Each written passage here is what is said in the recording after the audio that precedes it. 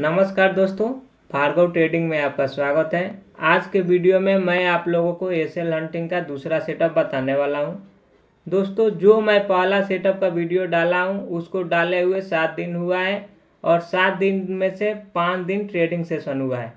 मैं यह बताना चाह रहा हूं कि 5 दिन ट्रेडिंग सेशन में से 3 दिन हम लोग का सेटअप प्रॉपर बना है और प्रॉपर टारगेट भी दिया है। आप लोग चार्ट ओपन कर सकते हैं और उसे मिला सकते हैं। अब मैं दूसरा सेटअप बताने से पहले एक बात और बता दे रहा हूँ कि मैं ज़्यादा से ज़्यादा 10 से 12 सेटअप वीडियो डालूंगा एसएल हंटिंग का, और उसी 10 से 12 सेटअप में से आपको डेली ट्रेड मिल जाएगा बिना किसी दिमाग लगाए हुए। तो आप लोग मेरे चैनल को सपोर्ट कीजिए, मैं आप लोगों को एसएल हंटिंग सिखाने का पूरा प्रयास करूंगा। तो चलिए चलते हैं अपने दूसरा सेटअप की ओर। तो देखिए दोस्तों, हम लोग का दूसरा सेटअप आपके सामने लाइव हो चुका है। इस सेटअप को मैं आपको समझा देता हूं कि यह सेटअप क्या कहना चाह रहा है।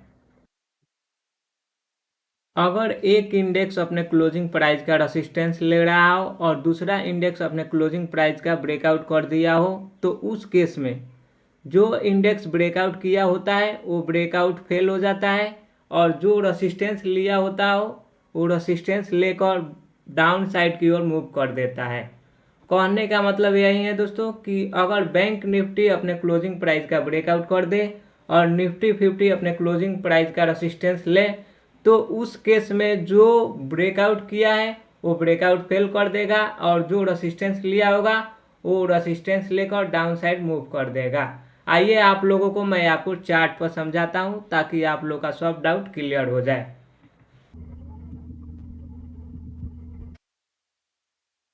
तो दोस्तों, मैं आप लोगों को एक साधारण भाषा में एग्जाम्पल दे देता हूं ताकि आप लोगों को आसानी से समझ में आ जाए चार्ट पर। तो दोस्तों, आप लोगों को इस लाइन को क्लोजिंग प्राइस रेजिस्टेंस मान लेना है बैंक निफ्टी का, और इस लाइन को आपको क्लोजिंग प्राइस मान लेना है निफ्टी 50 का। अब हम लोग का सेटअप क्या कह रहा है दोस्तों कि अगर बैंक निफ्टी अपने क्लोजिंग प्राइस का ब्रेकआउट कर दे और निफ्टी 50 अपने क्लोजिंग प्राइस का रेसिस्टेंस ले, तो उस केस में क्या होगा, जो ब्रेकआउट किया होगा वो ब्रेकआउट फेल हो जाएगा, और जो रेसिस्टेंस लिया होगा वो रेसिस्टेंस लेकर मार्केट नीचे की ओर आ जाएगा। यानी जो रेसिस्टेंस लिया होगा वो नीचे की ओर आ जाएगा, और जो ब्रेकआउट किया होगा वो ब्रेकआउट फेल हो जाएगा। आइए आप लोगों को अब काफ़ी आसानी से चार्ट पर समझाता हूं ताकि थोड़ा सा भी आपको डाउट ना हो इस सेटअप को समझने में। तो सबसे पहले हम 6 फरवरी के चार्ट पर चलते हैं, निफ्टी 50 और बैंक निफ्टी का, ताकि आप लोगों को 2-3 एग्जाम्पल दिखाकर मैं आप लोगों को काफ़ी आसानी से समझा सकूं। तो देखिए, निफ्टी 50 का ये 6 फरवरी का चार्ट है, और बैंक निफ्टी में आपको निकालता हूं 6 फरवरी का चार्ट। तो देखिए यहाँ पर बैंक निफ्टी में 6 फरवरी का ये चार्ट है। तो हम लोग का सेटअप क्या है कि अगर एक इंडेक्स अपने क्लोजिंग प्राइस का रेसिस्टेंस ले रहा हो और दूसरा इंडेक्स अपने क्लोजिंग प्राइस का ब्रेकआउट कर दिया हो, तो उस केस में जो ब्रेकआउट किया होगा वो ब्रेकआउट फेल हो जाएगा, और जो रेसिस्टेंस लिया होगा वो रेसिस्टेंस लेकर नीचे की ओर आ जाएगा। तो देखिए हम लोग का सेटअप के अनुसार निफ्टी 50 अपने क्लोजिंग प्राइस का रेसिस्टेंस ले लिया है, और बैंक निफ्टी क्या किया है, अपने क्लोजिंग प्राइस का ब्रेकआउट कर दिया है। तो उस केस में जो ब्रेकआउट किया होगा वो ब्रेकआउट फेल हो जाएगा, और जो रेसिस्टेंस लिया होगा वो रेसिस्टेंस लेकर नीचे की ओर आ जाएगा।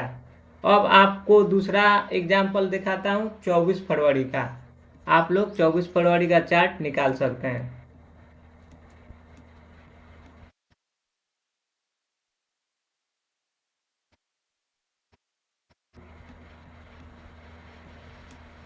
तो देखिए ये 24 फरवरी का चार्ट है निफ्टी 50 का, और बैंक निफ्टी में हम लोग 24 फरवरी का चार्ट निकाल लेते हैं।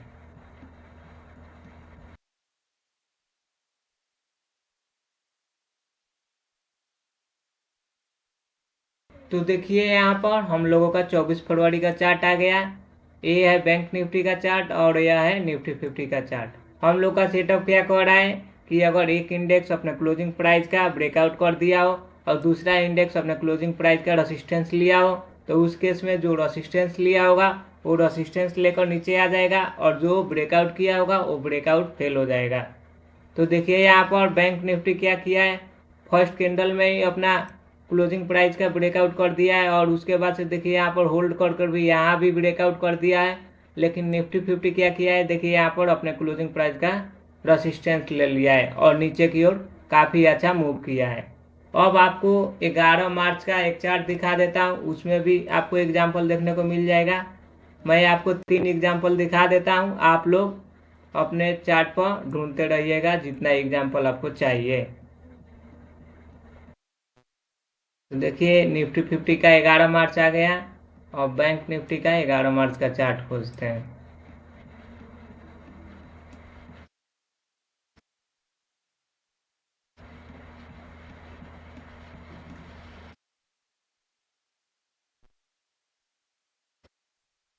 तो देखिए यहाँ पर बैंक निफ्टी का 11 मार्च का चार्ट आ गया।